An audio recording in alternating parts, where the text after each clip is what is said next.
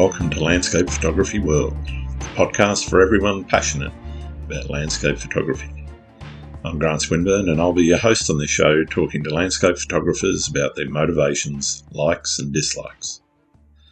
This podcast is sponsored by SyncBack Pro, the professional photographer's tool to keep your images safe. How safe are your photographs? Or to put it this way, how would you feel if you permanently lost some or even all of them? The fact is, there are very real risks in storing your digital images on a hard drive, even if they're backed up to an external device.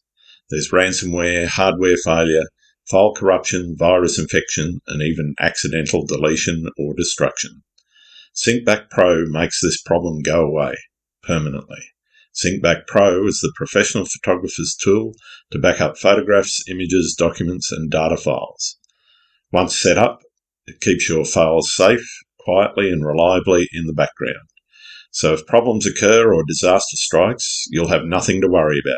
Your photographs will be safe. Which is why it's also the backup solution that I use myself for my own photographs. Take advantage of an exclusive 25% discount today by going to www.backup.sg. This software will never expire, meaning your photographs are safe forever. That's www.backup.sg. Give your photographs the protection they deserve.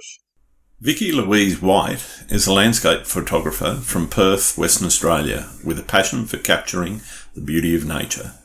She discovered photography in 2016 following a few years where grief and previous traumas had consumed her. It started with an iPhone on a bowling green on holiday in South Australia with friends who were competing in the National Police Lawn Bowls comp. There was the most beautiful sunset that overwhelmed her. The next day she spent 10 hours walking, discovering and shooting. Vicki's awards include honourable mentions in the International iPhone Awards and Australian Photographer of the Year and very close to an Apple billboard. In 2019, Vicki-Louise switched to the Nikon Z6 and learnt photography all over again, earning features by Nikon and an image used in their 10 years of My Nikon Life celebration. For Vicki-Louise, photography leads into a long-term plan for retirement. The plan will combine past experiences working in NFTs, marketing, photography, and NFT and Web3 fits perfectly into this very long-term plan. Her NFT photography has been displayed at Sydney NFT and at NFT Liverpool in 2022. We talk about how her photography journey has progressed, how she uses photography as a source of relaxation and inspiration for her marketing job, along with a lot more. I hope you enjoy the show. G'day Vicki, welcome to Landscape Photography World. How are you going? I'm good, thanks. How are you? Yeah, plenty good. It's finally sunny here and it looks like we might have a bit of summer today. The last couple of weeks has been a bit rubbish, but anyway. How's things in your neck of the woods? Yes, over here in Perth, we're full into summer now. I think we're on to a 36, 38 degree day today, so loving life at the moment. Spent the morning at the beach. I wish we could have some of those. We've had some terrible weather this summer. It's not been a great one at all. We'll send it your way. Fantastic. Why photography, and in particular, why landscape photography? What is it to you?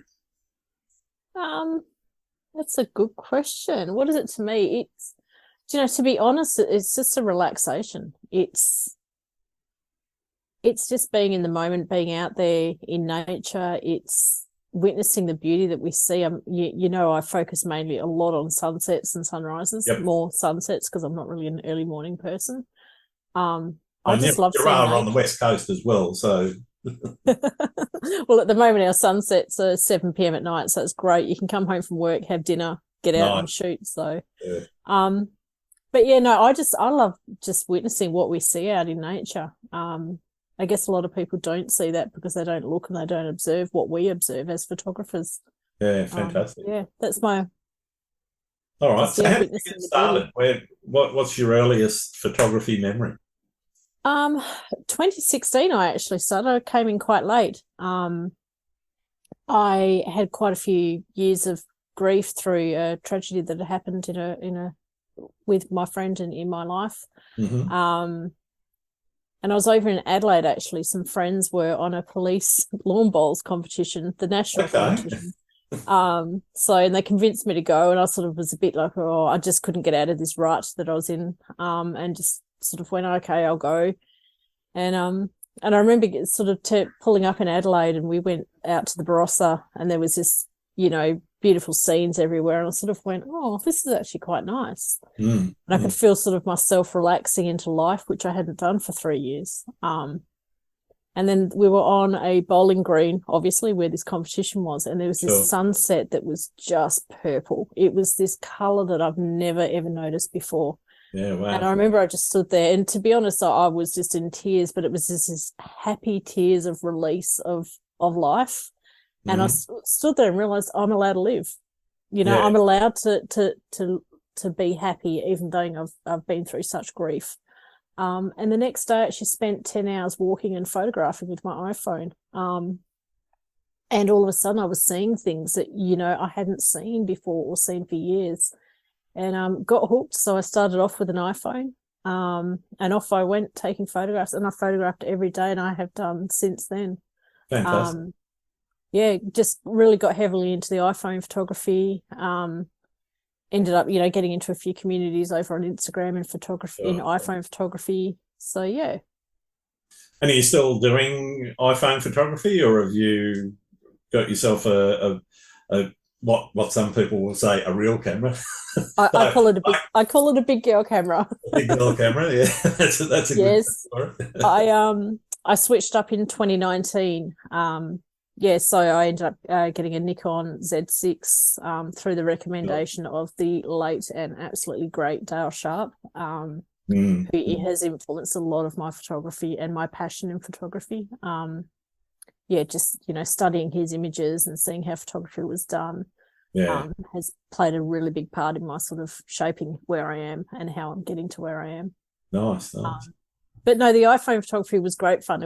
There's a really good community out there. And to be honest, they are real cameras. They are very good cameras too. So anybody that's doing iPhone photography, don't think that I'm knocking it. I think that it's fantastic what you can do with a phone now in comparison to what it was like, Well, I know what it was like back when I had the little chocolate bar Nokia thing, one megapixel if you were lucky.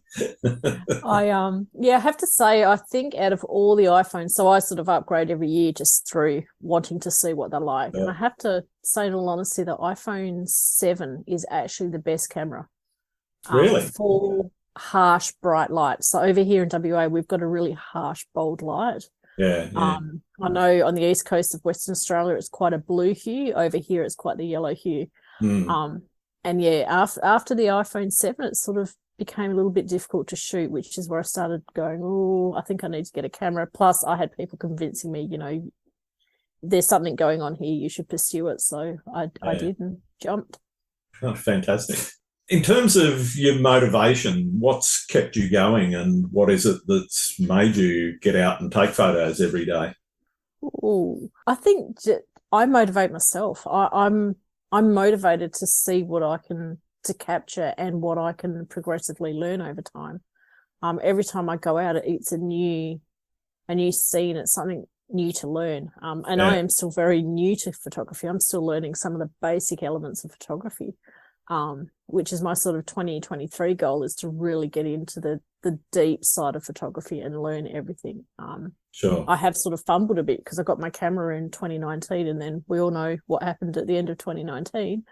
Not that we had a great deal of impact over here on the West Coast, but it did impact travel and impacted sort of motivation, I suppose. Yeah. I am really looking forward to getting my teeth right into what I call the back end of photography in 2020. Fantastic. Well, I normally ask about people's goals, and that's obviously one of yours for this year. Do you think it's important to have goals in your photography, or do you think it's more of a free flow thing for you? For me, I have to have goals. Goals are what sort of drive me and set me up for my day or my year or my life.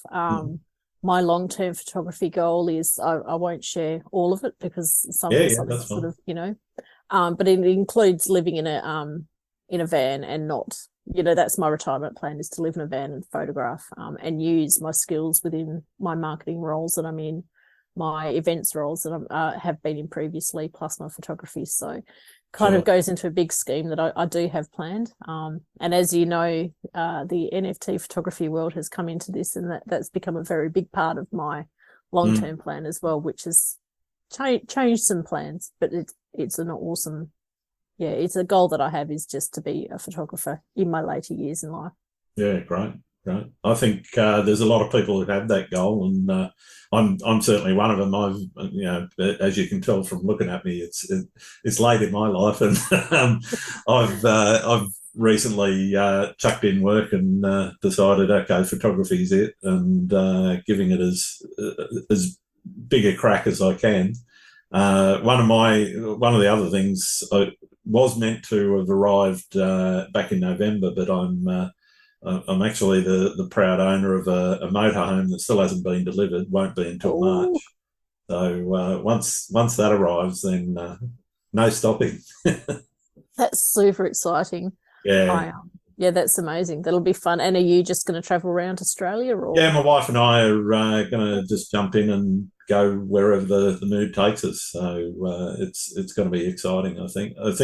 At some point we'd probably do the whole lap, but we'll do shorter trips as well. So we don't have a massive plan yet about how we're going to do everything that we want to do, but there's bits and pieces of the plan coming together. So it got put off a little bit because of the delay in manufacture. That's it's just part of life now. You sometimes have to wait for what you want.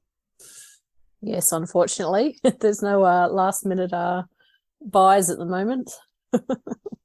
So, in terms of your approach to photography, in terms of art versus just recording what you see, or documentary photography, if want of a better term, where do you sit on that spectrum, and how do you see yourself progressing?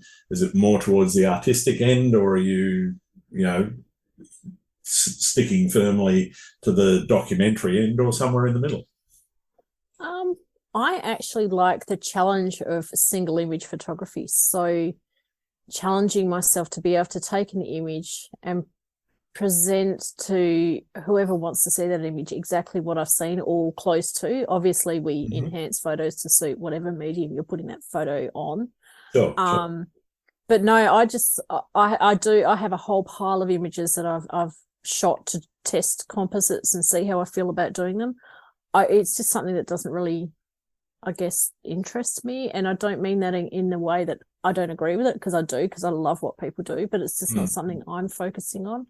I like the challenge of doing an astro shot with a single image. To me, that is such for me, that's such an achievement. Whereas to take a foreground shot and then to plonk a sky in, I'm like, well, that's not actually what people see. So I think I'm going to remain a little bit of a natural photographer, as you say, the documentary style. I do enjoy. I have photo stacked.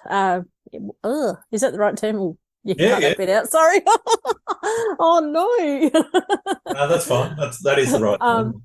I have photo stacked an image just to test that out, and I quite enjoy doing that as well. I've got a whole pile that I shot when I was up on my trip in the Kimberley. So really looking forward to getting into that. But I've actually only just been able to start editing properly in Lightroom and Photoshop, because I've only just upgraded my Mac since I started photography. And as we all know, that's something that can really impede anything that you do when you're editing and it crashes. And my old Mac was literally crashing every edit step. Ouch. So I was really losing my sort of motivation, whereas now I can sit down and edit for 6 hours straight and be totally in the zone for the whole time. So that's a really good experience. So when you're going into the field and going shooting, are you doing a lot of planning beforehand, or is it more of a spontaneous activity? Some shots, yes, some shots, no. Sometimes I'll just see the clouds in the afternoon and realize that those clouds are going to produce a beautiful sunset. And I'll go to wherever I can get. I do play a bit of what I call beach bingo here. which is drive along the coast and whatever car park you can happen to get at sunset, that's where you shoot from. It's a bit of fun, to be honest. Sometimes you end up at a beach that's really not, a nice scene, as much as you would think every beach is a nice scene. A lot of shots that I do where it's landscape based, so an astro shot, that's obviously planned. I've got one that I've attempted 3 years in a row now down south, where the Milky Way only lines up in the spot that I need it to get this shot. In 1 week in the year. And there's one other photographer in WA that knows of this shot that I'm trying to get, basically because I got too worried down there one time and said, "Are you here? Come down." So I but the weather's just gone against me on that one. So it really depends. I've got places I want to go to, places that I've found when I've been driving around that I want to go back and shoot a particular shot and a scene at. A lot of it is I just wake up in the morning and go, all right, I'm going to go out and drive out 3 hours and shoot somewhere and just find something. I do like chance photography as well. I'm a bit the same. There's some things that I really plan for, and there's others that I just go and where. I like the beach bingo term. Actually, I might steal that one. Oh, you're welcome to it. I love it. It's but I'm usually, because I'm an hour away from the coast, I'm usually doing the bingo in my head on the way towards whatever set of beaches. I'm lucky. I'm in a suburb called Scarborough, which is a beach. I know Scarborough quite well. So my local beach is 5 minutes from my house. Nice. It's really great. One of the main beaches I shoot at, North Beach, is where I actually was, the suburb that I was born in, which is only sort of 8 minutes from where I am. So it's good. So for the ones that you're planning for, what level of planning are you putting into them? As you said, you've waited 3 years to try and get one particular shot, and with astro, I guess I'm kind of excluding that from this part of the conversation a little bit, because that's obviously only at certain times of the year that certain things are going to line up and be where you want them for the shot. But for a landscape shot or a sunset shot that you've never done, say a beach that you've not done before, and you want a particular alignment with the sun and whatever, what sort of planning are you putting into it? Is it hours, days, minutes? I would probably say days. I'll usually go down there before I take the shot, or before I think I'm going to be able to get the shot. Obviously, clouds and weather play such a big part, so that shot may not work for weeks on end. We have a lovely thing over here called the Fremantle Doctor, which everyone loves. Photographers not so much, because you can be shooting in some pretty gnarly some wind. It's doesn't stop you, of course, because that's why we have tripods and all sorts. But a lot of places that I've gone to where the waves just wash up. I think New Year's Eve I was shooting down at North Beach, where I go every New Year's Eve, and just as I think you and I have joked about it, the wave got me up to the neck. But I got the shot, so who cares? But so I suppose I do a fair bit of planning around with photo pills for lining up the shot. I'll usually go down and check the tide as well to see what sort of tide's coming up for if I want the water movement style shot. And then it's just watching the weather, if it's going to be a real windy night, or if it's going to be still, if we have clouds, what sort of clouds we're going to have. I've somewhat become a bit of a sunset cloud expert, so I can sort of look at a cloud in 5 in the afternoon. I'm very lucky I get to drive home towards the beach, which is where our sunset is here. So I get to sort of have a look at the clouds and go, oh, that's going to be a nice pink one tonight, or that'll be orange, or so. Yeah, a bit of planning goes into it. And again, it just depends, Some days I finish work and the last thing I want to do is go and shoot, and I don't force myself to shoot now. Whereas I think I did before. I forced myself to shoot every day. Now I shoot when I feel I want to, or if I plan a weekend away shooting. Nice. In terms of I'll start that again. You mentioned that you got marketing skills and experience in that realm. How much of your success would you attribute to your ability to communicate and communicate well? None. Okay. I really do not like speaking about my work. I don't like speaking about me. You're doing okay. As a marketer, I've always called myself, and I can hear a few little comments going to come up about the term I'll use, but I like to be in the background. As an events manager, I was always the person in the background that made everything come together. I never sought sort of accolades. And same with marketing. I'm happy to just be that person in the background that makes it all come together, and we're done. It's only actually, and I hate to, I'm not sort of pitching or spruiking, but it's actually being in the NFT space that's made me learn to speak. Public speaking makes me actually feel ill. And Really? it's being in spaces over on Twitter where, we do a lot of our marketing for NFTs. It's getting into spaces and speaking in there that I actually learnt to speak without my lip shaking and my teeth chattering and absolutely, thinking I'm just going to throw the phone in a bucket of water so I don't have to speak. And, there's a community of people over there that have taught me that. And I've a couple of times at marketing events over here in Perth, they've mentioned NFTs and they've referred the mic to me and I've got up and spoken. So nice. And I've never been able to. And I'm talking in an actual passive, a real fear of speaking. So I guess this is public speaking. Nobody listens to this podcast. Well, yes, and other than this, but even this had me filled with absolute fear doing it. And I was like, hold up, just treat it like it's a Twitter space. And I know that I've spoken to you in a Twitter space as well. Exactly so it's no different. Yeah. It's no different. So yeah, I don't really think my marketing has helped a great deal. I think my photography has helped my marketing more. Interesting. The job that I'm in now, they get a photographer and a marketer. So nice. Really good on your CV, just quietly. Yeah, that doesn't surprise me. How would you define success in your photography? And I don't necessarily mean commercial success, though that might be your main game.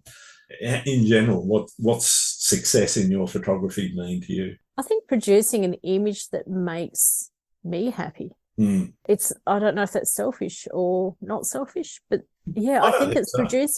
Producing an image that absolutely, there's moments when you shoot and you completely are overwhelmed by the beauty of what you're seeing. And if you can put that into a camera and then take it back out of that camera and give that to people and they can see what that beauty that you've just captured, to me, that's success. That's a win for me. Yeah, right. How do you balance your full-time work and your photography?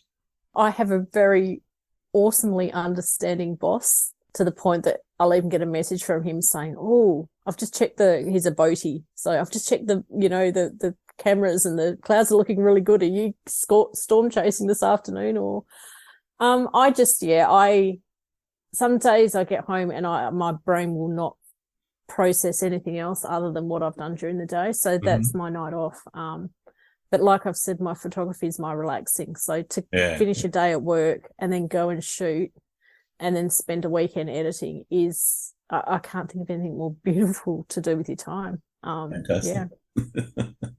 In terms of marketing your personal brand, how important is that? And do you have any tips for people that might work for them? For me, it's very important.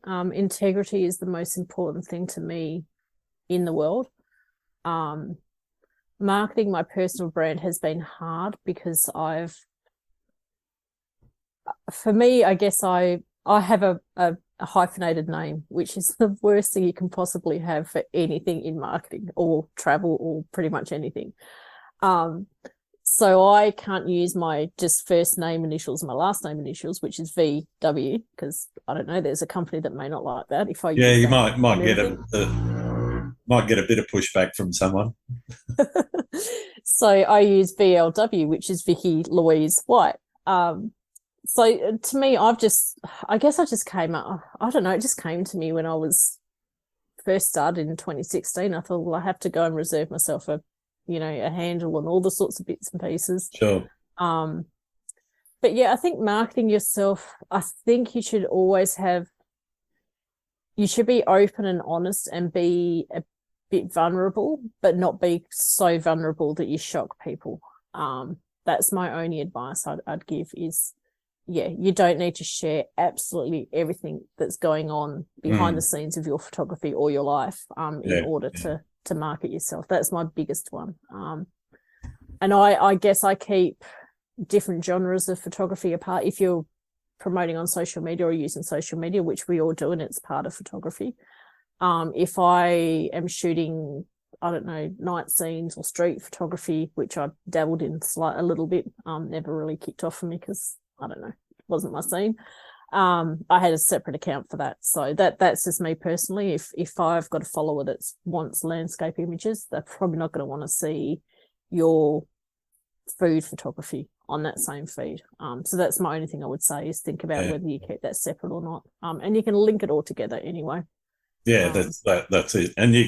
And they've finally got around to giving you tools that you can manage those linked accounts in a more cohesive manner than it used to be.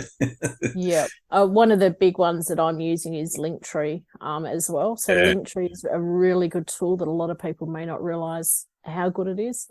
You can just put a link to every single thing that you've got, your website, your other social media. I've got a few virtual galleries now for what I call my Web 2 photography. So just that matches my website. And then my Web 3 photography is also in a separate gallery. So I keep those separated because I believe they should be. But yeah. In terms of the marketing skills that you do have, how have you applied that to, I mean, you just mentioned they're separating out, and you mentioned before reserving a brand, the VLW photography brand. How much of that sort of came from your background in marketing, and how much was, it's just obvious I've got to do this? I think most of it is, it's just obvious to me that's what you need to do. I think keeping a cohesive brand is something I've learned through my marketing role. I'm known as the brand police in most roles that I've had. And I always believe that if you drop your logo or a selection of your images on the ground, can someone walk past those and go, oh, that's VLWs or that's Grant's or, you know what I mean? So with your logo, like I know that the logo on your, with your Grant's Swinburne photography logo, I know that that's your logo. So I know if I saw that on the ground, I know whose that is. So I guess it's that brand awareness. And whether that brand is you as a person and your name and just your personal photo, or whether it's actually a logo that you've created, I think that's really important. And it doesn't mean you have to slap your logo on every single photo you take. We've all do it at the beginning of our photography journey. I've never done it, to be honest. Well, I was told that you had to, so I did. And then I went, I don't want to, so I'm not going to.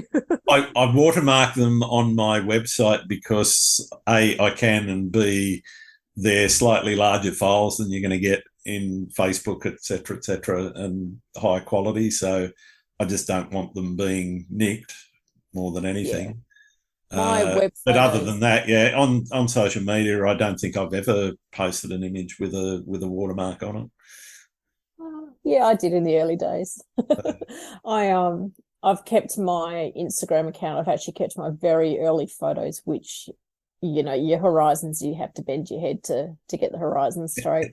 And I've actually had quite a few people say to me, you should remove it. It doesn't look professional. And for me, it shows my progression. It shows where I started in 2016 to where I am now, which I'm so phenomenally proud of where I am now. I've learned so much in that short amount of time. But I can honestly say I've never really worried too much about curating, particularly Instagram. You won't see very many personal photos. You might see the odd story. You're likely to see more coming from my wife than you will from me. That's when she posts, which is probably once in a blue moon. But everything else is just there. It's just they're the shots that I took at that time, and it's never been a thing. I've always wondered though, because I mean, probably in the first year or two using Instagram, started looking around and seeing what some of the other, people with larger followings and whatever were doing and why they were doing it, or trying to find out why they were doing it. I never really understood that highly curated. I remember seeing somebody who had something like 100,000 followers, but only 12 posts. And it was like, yeah, you're not going to get 100,000 unless you bought them. You're not going to get that following. Yes, your quality's there, not knocking the quality, but seriously, you've only got 12 posts? That's weird. I think the sort of rise of the dreaded reels, as us still photographers say, is actually a good thing for photography, because you can showcase behind the scenes. And I love doing a little behind the scene video. It doesn't have to be long. It doesn't have to be, you don't have to get in front of the camera. I don't like being in front of a camera. I'd rather people see what I'm seeing, not me, because that's not what we're there for. Stories, I find, are really good for doing a little bit more personal, so people can actually get to know you a bit more. So whether, everyone knows me come summer, you'll hear me ranting about don't walk your dog in the middle of the day. And I'll be posting on, my Instagram, because I believe that if there's people in Perth that follow, hey, I'm going to use my Instagram to remind people. Sure. That is something that I'm horrifically passionate about. And fair enough. It can get exceedingly hot, very dry as well, which is one of the things that is quite different here. And usually if it gets up to 35, 36 degrees, it also is accompanied by about 85, 90% humidity. So everyone's just sweating. Just chatting with some friends in Canada the other day, and we're talking about humidity, and they're like, oh, no, it had to be humid in Perth. And I'm like, well, the other day it was 14% humidity. Yeah. Whereas the next day it could be 50%. So we do vary just so quickly, but we're not tropical as such. This is it. But also, you combine a 38, 39 degree day and 14% humidity, and you're going to dehydrate pretty quickly.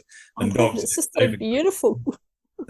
You don't sweat, it's just hot, that's it. Well, yeah, the fact that you're not sweating is probably a sign that you've dehydrated. Dear. Where do you like to shoot? Obviously the beaches around Perth are your regulars, but aside from that, whereabouts do you enjoy shooting? My new favourite spot that I want to go back to, and I'm trying to convince my boss that we need an office in Kununurra. I just recently in August went up to the East Kimberley, and for those people that don't really know what Perth is like, Perth is quite flat, as in ranges. We've got the Darling Range out the back of Perth, but it's quite flat. So I'm really grateful that we have a beautiful ocean with the sun setting over it. But I got up to the East Kimberley, and there were the textures and the colours, and I was just like a little kid in a candy store. Yeah. I really want to get back up there and do some more shooting. I want to spend, probably a good month up there just shooting, and a lot of landscape, a lot of, I like going out to our wheat belt region because it's really dry and vast and just arid looking. I love those scenes. I definitely want to get a bit more into this sort of Salt Lake scenes. There's a little area to the northeast of us that I'm. Are you talking aerials for that, or are you? No, I am tempted to get a drone. It has been mentioned a couple of times in my conversations lately. But I love being able to get. I just like the challenge of a camera, and I know everyone loves a drone shot. I like the camera. I like the tactile feeling of the camera. I like the physical, finding the settings. I like stuffing up the settings and then having to go back and do, I love all of that. I actually like the physical process of taking a photograph. And I'm not sure if I'll get that with a drone. I think the drone, to me, may feel a little bit more back when I was iPhone photography. So it feels more like a game, not so much as a... No, and I don't mean that in any disrespectful way to drone photographers. because the thing is, I do have a vision for what I want to do with a drone that I've not seen anyone do yet. Okay. So that's kind of, I'm almost swayed. Yeah. But definitely there's a lot of spots I want to get out to. It's a lot of spots I want to reshoot. So that I did go out to when I was an iPhone photographer. And I want to get back out there with the camera and reshoot. Yeah. Because the iPhone photos are good and you can print them up large. I've printed them up to 100 centimeters long. Yep. But you don't get that next level quality that you do with a camera. Yeah, that extra level of detail that you just miss out on because of the small sensor. Yeah, and that's what was frustrating me with the iPhone is it started annoying me and I started noticing the faults. But that's just me personally. That's my, I knew I needed. To be honest, though, I think a lot of photographers, you buy an entry-level camera even, or you just start off with point and shoots, and you get to a point where you're hitting the physical limits of the gear that you've got, and you then have to progress. I'm not saying everybody. I know some people I know some beginners, and I've had beginner clients of mine on workshops or whatever, and they turn up with an R3, with the latest RF lenses and whatever. And it's like, okay, I can teach you, a bit about how to use that to get the best, but you probably missed out a little bit on some of those steps of progression where you actually hit those limits of the gear. And that then drives you to, I've got to get a bigger and better sensor or better lenses or whatever it is. Absolutely. No, I when I first switched or was thinking about switching, I had, I put it out to sort of the photographers that I know and said, all right, guys, what am I getting? What do I do? And I had a lot of people say, just get entry level, see how you feel. And I'm like, no, I sort of feel like I want to go as high as I possibly can. Yeah. Without bankrupting myself.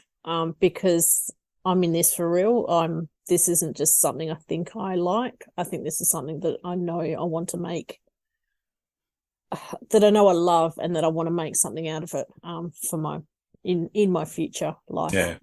That's kind of what I was saying, though. You were hitting the limits of the previous camera, which Absolutely. was your iPhone, where it was kind of like, okay, I've got to go bigger and better, because if I don't, I'm missing out on something, Yeah. And that's the biggest thing, is not holding yourself back by what you have at the time.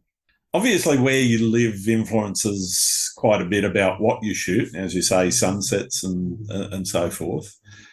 Does it influence how you shoot? Oh, I don't know.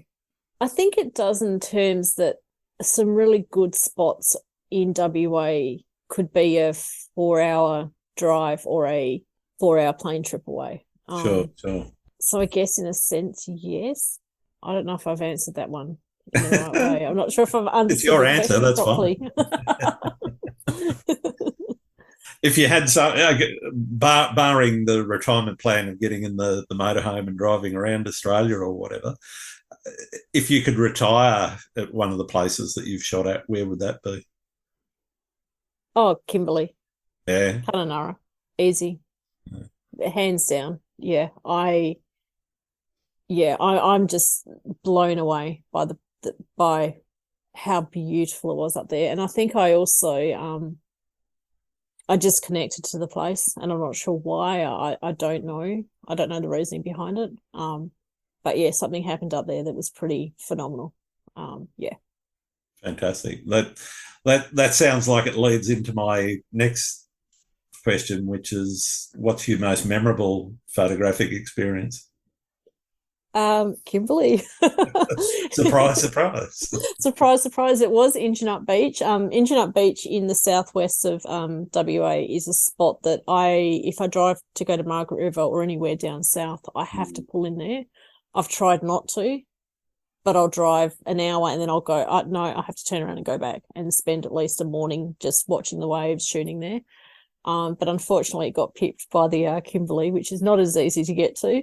We went to a spot. So I was up there on a workshop, dream photography workshop. So it was astrophotography, 8 days of just shooting been driven around the to the most amazing locations. We had Ben Broadworth and Trent Bloomfield were the Nice. workshop leaders. So two of the amazing photographers to learn from. And we went to a place up at the Bungle Bungles, which alone was that was a dream of mine to see the Bungle Bungles. Since I'm 13, I've heard about them and I've seen photos of them, and I've just thought that's somewhere I need to go and see. And they organised a shoot for us in Cathedral Gorge, which you have to walk through sort of this track with all these palm trees, and the ground there's white sand, like you're at a beach. Yep. But everything around you is this bright Kimberley red, as they call it up there. Yeah. And we went to this spot where it just had this really murky looking swamp, I suppose, in there, which was odd because it was water in a spot that really water shouldn't have been, to me. Yeah. And went in there. And as we were walking in, I was really emotional because I was actually at the Bungle Bungle range. And for me, that was just a life tick. I've done something that I've wanted to do for my whole life. But as we were walking in there, there was sort of three of the, I forgot what they're called, the common crow butterflies flying around up top. And it was sort of just this moment where I went, okay, so a butterfly to me is sort of a bit of a tick that go ahead and do whatever you're doing. And that's always been something that's been around me in photography. Sure. And we got into the gorge, and we'd brought dinner with us, and Ben had organised playing Gurumul, which is he's a late Indigenous singer with the most beautiful voice you will ever hear in your life, and he had that playing, so that really didn't help the emotions. But as we were setting up, sort of the Milky Way was coming out of this, appearing in the sky, and it was just I was just overwhelmed with, I think, everything, but just I explain it was like when you do gong yoga, which if you haven't done it, you do gong yoga, it's sound therapy, so you reach a stage where you kind of break, but it's a good break. It's like you release anything that you've been holding on to. Sure. And I sort of had this personal moment where, I just broke completely. And whether that was sort of, from my previous stuff that had been going on in my life or what it was, but my life literally changed at that moment, taking that photo and being in that place. And fantastic. It really just set my whole, I guess, trajectory of the rest of my life for me in that one moment. In photography and in my personal life. And it was really just the most beautiful moment I've ever experienced. I've had people say, you're going to sell that photograph. And I said, no, that's in the vault. That's in the Vicky vault, as I call it. That's not going anywhere. I've shared it online, but I will never ever sell that image. That won't be going anywhere. Well, we've talked about the highs. What about the lows? Everyone's got horror stories in their photography. What's yours? Oh, I guess mine, besides being a complete klutz. We can all do that. I nearly fell off a rock this morning and into the water. Well, unless you've been switched from your little bag that used to hold your iPhone to a big camera bag on your back and got stuck under a fence, and actually have been hanging on that fence because you're stuck with your camera bag and had to wait for someone to come and get you off, who, mind you, was rather nice gentleman that came and helped, but absolutely mortified. But no, that's my most embarrassing moment. My horror one would probably be I'd organise a salt lake out in I won't say the town because I don't want to completely diss the town because it is a beautiful spot. About 3 hours inland from Perth, and I knew that the Milky Way was going to line up at this particular tree over a salt lake. I had it all good to go, booked my accommodation there, turned up, and this caravan park, there was not one person in it, nobody at all, and it's a very small outback country town, not the sort of place you sort of want to be walking around on your own. Mm-hmm. So anyway, I turned up and I sort of stood there and went, oh, well, I've committed. I couldn't drive back. It was too late.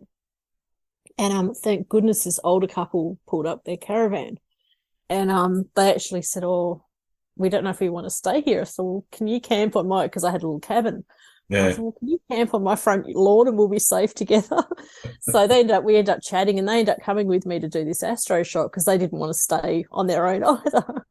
So they came out with me to this salt lake, and I had planned this shot around, obviously, the Milky Way being in the right spot. We also had a lot of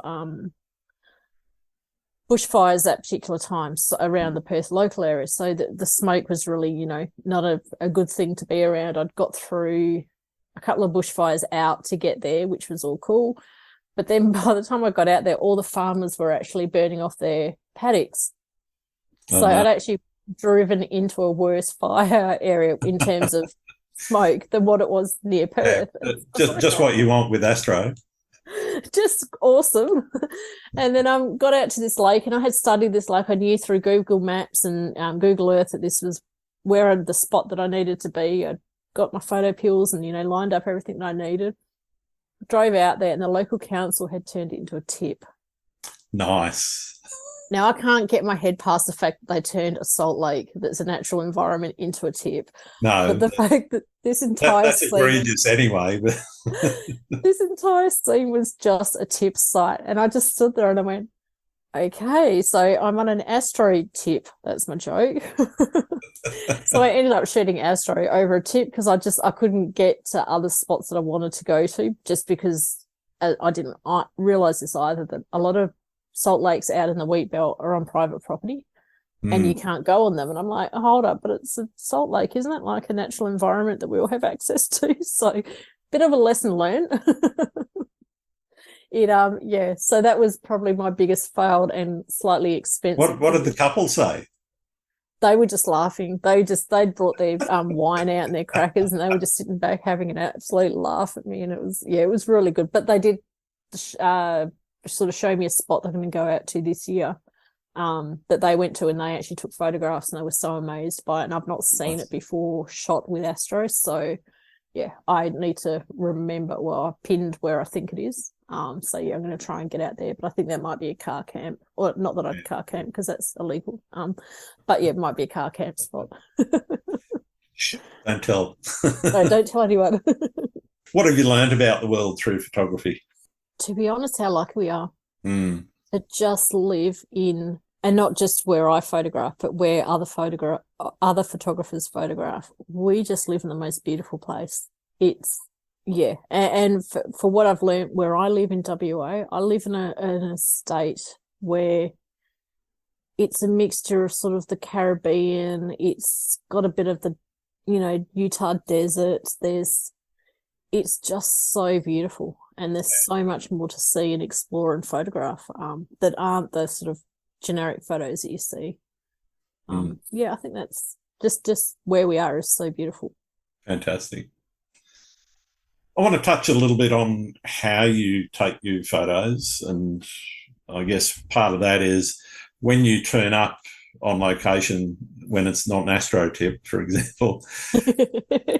What are you doing? Do you for your plan stuff? Obviously, there's going to be places where you want to stand, but even then, sometimes you might want to look for different angles. Are you that sort of photographer, or you just go plonk the tripod? That's where I'm going, and you stand there for the rest of the day and take your shots, or do you tend to move around a lot? No, I'm a mover. I sort of look at.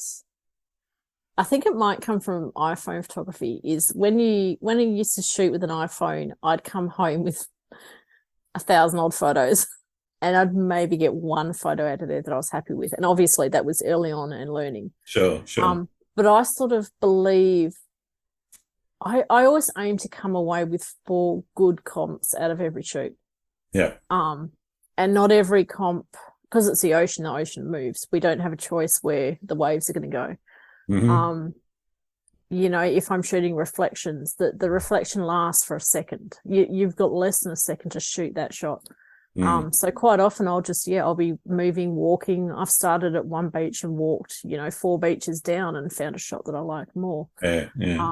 And even if it's the same stretch of coastline that I'm on, I can find a different shot every day, because the ocean just changes so dramatically. It's, one day you've got rocks, the next day the rocks have gone and it's white sand, which I still can't get my head around how that happens, but it does. So yeah, I think when it comes to setting up, I'm I know where I'm going, I go there with a plan of not just having one shot or one composition. I always try and sort of different styles and different things. I'm always trying different things as well. And whether they work or not, that's fine. I'm happy if I don't come away with the shot. I'm happy if I've come away and I've learned something or learned not to do something. That's great. Do you prefer shooting alone or with other people? A bit of both, probably alone more, because I go out and I get into a zone and I just go. I don't want to have to say, oh, I'm moving over here. There's a couple of photographers that I have been out with and we just turn up and you'll end up 5 beaches away from each other and then message saying, hey, I've gone home, see ya. So there are photographers that completely understand that, you just sort of go off. When it comes to, sort of astro or storm photography is something I've recently gotten into. Not very well either, because I've only just got my almost first lightning shot. But I've got a few goals I want to kick there. I am probably going to get a couple of locals and go out with them, just more for the learning the somewhat of a safety side of it, because it's a storm. There's not a great deal of, stuff that you can follow. But I think I'm more of a solo shooter. I just, I can end up driving 2 hours to shoot somewhere and then end up driving 4 hours in the opposite direction. I quite often I'll just leave on a Sunday morning at 4 a.m. and drive somewhere and just see what I find. I love doing that. I think that's a really cool way to do photography as well. Great. How about when you've got the shot or you've got your 4 comps or whatever it is that you're pretty happy with? Are you straight back in to the laptop and into editing straight away, or do you leave things for a while and let them sort of germinate and sprout a little bit later? I think I go in and I do a first run through. If I'm really excited about it and I know that I've got, the shot, as we call it, I'll go straight in. I tend to edit. I guess I haven't really worked out my new editing style now that I'm not crashing a computer through every step. So I can actually spend a good, 4 or 5 hours editing. So I guess for me, that's weekend time. I guess I use the evenings at the moment for sort of culling down and getting, the best shots that I like. Yep. But I'm finding that I'll go back the next day and I don't like those shots anymore and I like the ones that I rejected. So I'm not sure if that's self-doubt or if that's something all photographers go through. Maybe you could expand on that. But I'm finding that I'm editing and then I'm looking at it a day later or a week later and I go, oh, what on earth were you thinking there? I tend to cull fairly quickly, edit the ones that I think I like and see where I can take them.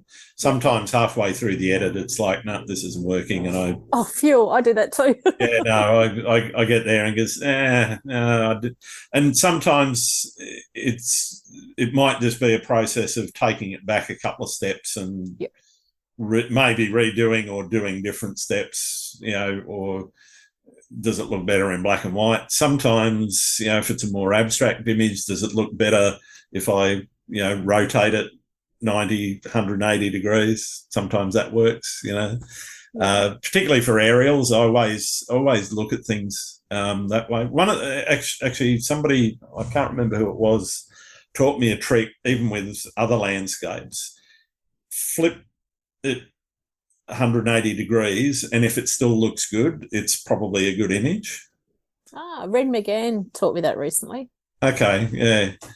And what that means is you're looking at it in an abstract or an alternative way, and what it will show you is where your image might be unbalanced or your composition might be unbalanced, for example. Because when you're looking at it in that 180 degrees, you're not looking at it, you're looking largely at shapes, not at it as a landscape per se. And so I sometimes do that if I'm unsure, I'll flip it 180 degrees. There's others which I look at and I go, yeah, I nailed that. They're rare, but that happens. Yeah. But, for me though, I tend to get in pretty quick and start looking at them. Though there are other images that I've found little gems that I discarded or just didn't notice in the first pass, and I might find them, weeks, months, years later. Yeah, I've got a few some shots I took up north that I just haven't got my head into yet. I shot from a open helicopter For the first time. So it was, I actually when I went on the trip, it was an optional extra, and I was like, oh, I'm not getting in a helicopter, no way, like as if. And we're in the Bungles, and it was Ben and a Queensland photographer, Gav, and Emma, who's Victorian, who dared me, and they go, just do it, just get in there, just go. And I had a little bit of a kiddie for anything that I may want to do up there. And I've gone, yeah, okay, let's go, guys. And I was just like, oh my God, what have I said yes to? And we ended up getting a bad lighting time. So it was 1 or 2 o'clock in the afternoon. There were horrific bushfires up there. So it was smoky. So these photos are just so smoky. But isn't that what dehaze is for? Yeah, because I only had my old because I only had my old laptop when I got back from the trip. I really couldn't get into the editing because it wasn't an environment that was concentrating. So I'm looking forward to, I'm actually going to set a day aside of where I just find, like, I've culled down, I know the shots, but Trent actually lent me Dale's lens to go up with, which is one of the most beautiful. I was just absolutely petrified. I was like, I'm just overwhelmed that he'd lent me this lens. So yeah, it's probably going to take me some time looking at those shots and feeling and finding the ones that I want to share. Just because that's just a real special sort of moment. But as it was, we got to the last day after the workshop finished, and we had a spare day, and one of the girls and I just went, let's go in another helicopter. So we went up again. Pretty sure I could have bought a drone by now. But they're not cheap trips on the chopper or light aircraft. I was talking to Mika Boynton, who used to shoot up in the Kimberley quite a bit, and she was saying she does quite a bit of aerial photography from a plane, and yeah, she says that's one of the things that she's really, I guess, very cautious of, is the expense that it you've got to kind of pick and choose where you go. I sort of, once in a lifetime trip that I had. Yeah, absolutely. I always look at it that way. When am I ever coming back here is the question I ask myself. When am I going to get back here and be able to do this again? And if the answer is a long time in the future, then just go for it and do it. And that's exactly how I went. I just went, when am I ever going to get, I may get to do it again, and I hope I do. And absolutely, there's a plan. But let's take advantage of this moment that we're in at in now. So yeah, I have zero regrets. It was so much fun. Absolutely so much fun. I came back, I was like, okay, we actually had a helicopter lift some equipment for work, and we set up, videos and stuff, and then I said to the boss, oh, sorry, I only shoot from helicopters now with doors off, so not doing that one, thanks. Do you print any of your work? Yes, my house, I have all of my probably in my first year of iPhone photography, I got a lot of my shots printed and I actually have them hanging up because they inspire me to do better. Okay, cool. None of them I'm not proud of. One of my first shots that I shot down at Ingenut Beach is hanging proudly on my wall. One of the most beautiful sunsets I've ever experienced, where sort of the water pooled on the ocean, and it was so red that you actually couldn't tell where your eyes were going or what was land, what was sky. That hangs in my kitchen, and I see that every day. I think you have to personally print your images and hang them somewhere in your house. I think you have to use it as a base from maybe where you've started to where you're going. Yep. I do sell prints. I've sold quite a few prints, which still surprises me every day. That's just something that I sort of get a buzz out of. I like once a year I try and also donate a print to a charity fundraiser. Nice. Unfortunately, we have a lot of, as you guys would know, over the other side of the country, we have a lot of bushfires. If there's ever a bushfire, I'm sort of fundraiser. I'm one of the first. So I'll always put my hand up and say, hey, I'd love to be involved. But no, definitely print. It's my biggest tip to anyone is print some of your images up. You don't have to get them, they don't have to be blown up, framed. Yeah, I've got mine. I use a local printer over here who's a photographer as well. And I've had some of mine professionally framed and I have them hanging here. They're iPhone shots, but they're all the shots that make me realise why I love what I do and why I want to become better at what I do. That's fantastic. Have you ever hit a creative wall? Oh, yes, all the time. I actually do. I'm not sure if it's because my daytime role is so creative. Sometimes the creativity is sapped out of me. But I've actually learnt, I do a lot of sort of yoga and all those sort of things, and I'm lucky enough to go for walks at the beach, which, are good to clear your mind. I have gone through a really rough stage where I actually doubted if I even was a photographer. It's just, I don't know where it comes from. And I just got really stuck, and I actually called on a West Australian photographer here, Hamish Stubbs, and I said, what do I do? And he has become, and obviously knowing him through Dale, he's become sort of the person. He said, do you want me to do a critique of all your work? I'm like, no. I said, I'm in too much of a foul mood that if you critique my work, I'm probably going to sell my camera. Because I was that down on my photography. I was really, really quite, I don't know what happened. I don't know what sort of time of year it was or what was going on. And then sort of 2 days later, I went, oh, hold up. You've got this absolutely phenomenal photographer offering to critique your work. You can learn so much here. And I said, all right, go. And he did, and he took screenshots of everything. He said, this is where I think you could improve on this. This is where I think you could improve on that. I ended up booking 4 days down in Augusta, which is sort of the very bottom of WA. And just stayed in a cabin down there and photographed for 4 days straight, did not talk to anyone, did just literally got up sunrise, sunset, even daytime. I got in the water. I was shooting in the water. I love doing a bit of water photography as well. And I've had people say that whatever happened on that trip changed my photography. I said it wasn't what happened on that trip. It's the critique I got before I went on that trip.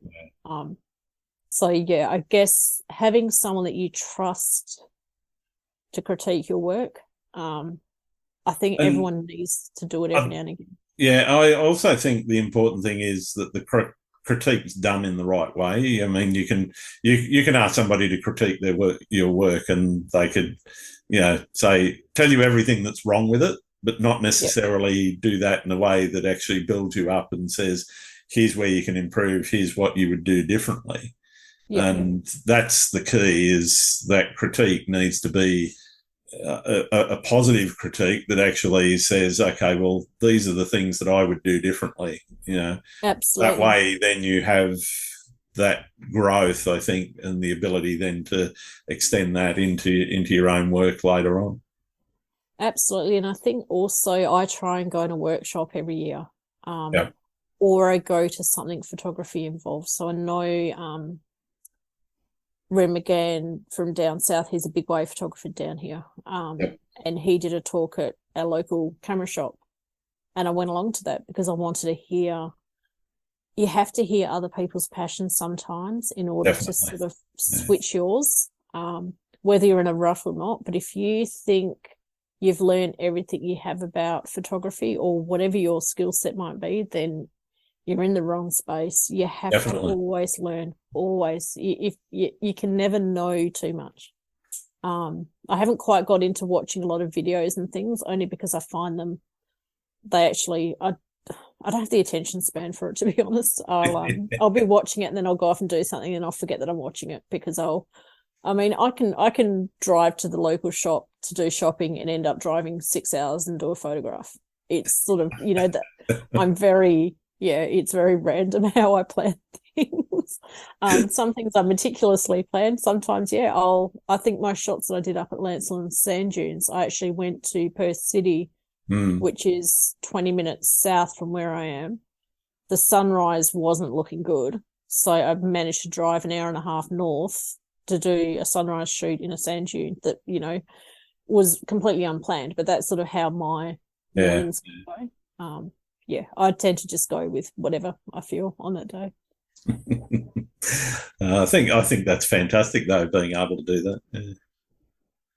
It's I think a lot of people put value, and it's something I'm experiencing in sort of the world that I'm getting into with the digital photography and the NFT photography, is that value is placed on the amount of sort of, hikes that you went on or the money you spent on the trip. And to me, value is what you produce. You can literally walk out your backyard and take a photo that is the best photo that anyone's ever seen, depending on what your backyard is, of course. If you're into urban, might work. Well, I know some people absolutely love banal photography, and they've got photos of shopping centre skips on their wall, and car parks and service stations, and that's their thing. It's not my local guy. We've got a local guy here that does alleyways. Like the back alleyways behind houses, and then he'll photograph people's backyards. He won't ever say where it is, but most of us can recognise them. But he'll just find really weird, like there's this one backyard here that's got this beautiful old hut in it, and I desperately want to shoot it with the sunrise above it. But I know it's obviously can't say where the spot was. This guy's just coming up with the most weirdest photographs and the most weirdest spots, and he literally does it on his walk in the morning when he takes his dog for a walk. It's it's the value is what the person who sees it is feeling absolutely and experiencing. And I think that it's that difference in being able to see everyone sees the same thing, but it's how they see it. That's the difference, and it's that difference in how people see things that I think is the wonderful thing about photography. Absolutely. It's you see the details that I don't think everyday people see, or the other week we had a really awesome storm front came through that had every sort of cloud that you want a storm, momentous clouds, everything. And there were people just walking along the beach, chatting to each other, not even looking up. And I'm like, guys, have a look above your head. There's some of the most epic storm clouds you'll ever see in your life. The people walking around with their phone in their hands, looking at their phones, and there's this beauty above them. Yeah. I guess that's where we are so absolutely, and I even hate to say it, but we are so blessed with what we do and what we see. It's definitely. Only some people get to experience and see what we see. I don't know why. I don't know why it is. I'd love to know the science behind how a photographer sees what they do. Yeah. I don't know. There probably is some kind of strain of brain science that you could apply to it, and somebody somewhere might end up working out what that set of chemical or electrochemical processes ends up looking like. But I honestly think it's probably going to be different in every person. I think a lot of it's derived from emotion and experience. Absolutely. I think most photographers have experienced something traumatic or something literally eye-opening in their life that has made them see life differently. And I think that's probably the pinpoint of probably most photographers, is something's happened that made us see life differently and maybe even appreciate life more. Maybe that's what it is we have an appreciation for life. Talking about seeing things differently, where do you see photography going into the future? Oh, I don't know. I think it's going everywhere. I think photography I just think photography as an art form is always going to be there. It's always still photography will always be there. It doesn't matter what the future holds. People are always going to need physical still photography in their life. They may like different styles of art, but I really think photography is always going to be there. I think digital photography, as in moving film photography, is becoming a lot more prevalent, only because it can be used so easily now to promote work, or to promote anything, to be honest. I think the future of photography is amazing. I'm glad that I jumped in, gosh, it's 2 years now, into the world of Web3 and the future of photography. I'm so glad that I've been in that space, as have you, from the beginning, because as much as it's still being whittled out and things are changing, the Web3 photography world it's happening. I don't think it's slowing down. I think its uses are changing. But I think the uses in the commercial sense, which is what I've always had in my head is my target area, I think it's slowly going to come about, and it's not all going to be video photography. I think virtual worlds are going to happen as well. Yeah, very much so. We may not like it. That's beside the point. But embracing that and being part of that, I think, is really important for photographers for their future. I honestly think tactile, real life photography, as in a photograph that you can actually see, touch and feel, is always going to be around. But I think photographers have to embrace digital. That's coming mainly not from what I'm involved in the digital NFT space, but that's from when I used to work at universities, and we used to, these were all part of future studies, is how the virtual world's going to work, because it's going to happen. And I mean, we were fast tracked in the last 2 years into a virtual environment, which I think was brilliant, that all this technology happened so quickly because it had to. Yeah, very much so. But it's also inclusive. It means that anyone can be involved in anything, no matter where they are in the world and no matter what their socio-economic sort of environment is. So it just means that photography and art has become so inclusive now. Definitely. What challenges do you see on the horizon? I don't know. I think people being open-minded. I think people's personal challenges are actually going to be the challenges. Interesting, yeah. I think that's going to hold a few people back. I'm a jump in. If something new comes up, new technology, new anything, I'd jump in. If it doesn't work, jump back out and carry on with life. But I think that's going to be the biggest challenge, and the biggest thing to hold people back is actually themselves. Yeah, I subscribe to that as well. If you don't try, you don't know, and if you don't know, you absolutely. Why die wondering? Give it a crack. If it doesn't work, as you say, jump out of it. The best no decision is irreversible.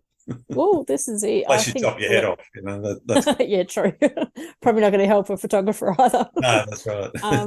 I think failing to learn, I think it means, is something I've always gone by. Is you have to learn, you have to fail, and you have to learn from those failings. Absolutely. Yeah. What do you like to do when you're not out shooting? Long walks on the beach? No, I do. I love going for a walk at the beach. I don't have a dog, and I go to the dog beach and walk, because seeing dogs at a beach is the most relaxing, funniest thing you can ever do. But obviously catching up with friends, I love yoga. I've had a bit of an injury lately, so not really doing much of that at the moment. But yeah, I had a bit of an accident. I had a truck. I was out photographing, and I had a truck road rage me out in the country, who actually rammed me while I was at 100 k's an hour back in 2019. So my back got a bit wrecked from that. Ouch. Yeah, not a nice experience. It was quite horrific, to tell you the truth. But it stopped me driving for some time. It stopped me going out on country roads. It started really impacting my photography, because it was quite it was like a scene out of a movie where he was just road raging people and trying to push people off the road and stuff, and just ended up ramming me. I managed to keep control of my car, but couldn't drive after that. I was so traumatized by it. Wow. luckily he's not allowed on the road anymore and doesn't have a job, and spent some time. He was done for driving with the intent to kill, driving with the intent to injure. Yeah, some quite severe charges. So that sort of really, that shook my 2019 photography life up a bit. And then I think obviously, yeah, I just feel, sorry, I've completely lost track. That made me lose track, sorry. No, I'm not surprised. We were talking about what you like to do when you're not out shooting, obviously. Yeah, sorry. Yoga and beach and friends. Yeah, I love yoga. I used to do Bikram yoga, 3-4 times a week, and then do just what I call normal yoga, which is your yin style yoga. I love doing that. But yeah, being with my friends and my friends' kids is nice. My passion. I love it. It's, yeah. You weren't a photographer, what would you be? Probably a sad person. I don't know. I actually don't know. I really couldn't say. Right. I was into art at school. I do remember that. I failed art because I made a model. We had to do a clay model, and it was freestyle. And so I did a woman that was sort of, quite voluptuous. And the teacher actually failed me because he said that's not a realistic female form. And I kind of may have stopped really caring about school at that point, because I was like, you can't tell us that a woman should be skinny and flat and straight. And wow. So yeah, I didn't really get into art. I was very sporty in school. But no, I don't know. I honestly do not know. Okay. And maybe I don't want to know. Fair enough. Are there any photographers that you think I should be talking to on the podcast? I'm going to say Hamish Stubbs. Yeah, he's been on my list a little while. I haven't caught up with him yet. I haven't managed to pin him down to a date, but well, I think he's flying out to Iceland today. Damn it! So yeah, I would say definitely Hamish Stubbs, just because, yeah, he deserves any platform to speak about photography on. Anyone else? Do you know what? Yeah, everyone that I know that's a photographer. I've got a very long list, so I can imagine. I'm not going to run out of people to talk to. No, I don't think you will. I don't think you'll ever be sunsetting this little podcast. It'll be me that gives up before I run out of people to talk to. You'll have to hand it over to someone. That is, unless I say something stupid, get cancelled, and then nobody wants it. Which is so easy nowadays. I know. I have to be very careful sometimes. All right, well, I've got one more question, and it's the most important question for most of my listeners. Do you like pineapple on pizza? Oh, my goodness, yes. Pineapple belongs on pizza. Absolutely. Fantastic. Nothing like a good Hawaiian pizza with barbecue sauce. Perfect. All right, well, thanks very much for spending the time with me, Vicky. It's been wonderful getting to know you a little bit better and actually talking to you face to face instead of over Twitter Spaces. Where can people find your work? My website, which I've just refreshed over Christmas, so vlwphotography.com.au. Twitter's more my NFT land. So if you don't understand NFTs, probably don't go there. Instagram, Facebook is there, but it's just there because it has to be there. So probably Instagram would be the most friendly place. Fantastic. Yeah. Thanks very much. Thank you for having me, Grant. It's wasn't as scary as what I thought it would be. I told you. Thanks again for listening to Landscape Photography World. I hope you enjoyed the show, and keep listening because I'll be joined by some great guests in upcoming episodes. You can find my work and this podcast at grantswinburnephotography.com. I'm also on Vero, Twitter, YouTube, Instagram and Facebook. I'm Grant Swinburne. Hope to see you out shooting soon.